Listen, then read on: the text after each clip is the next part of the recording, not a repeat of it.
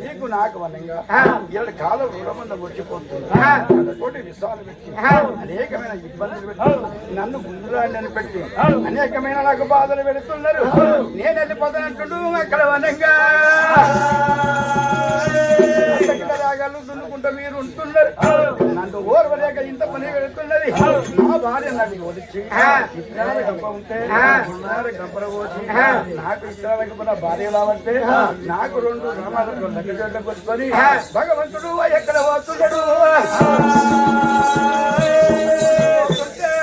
అవరాధ వల్ల యవనంగా మారిపోయిందని అమ్మనాల పేరు వెళ్తున్నాడమ్మా.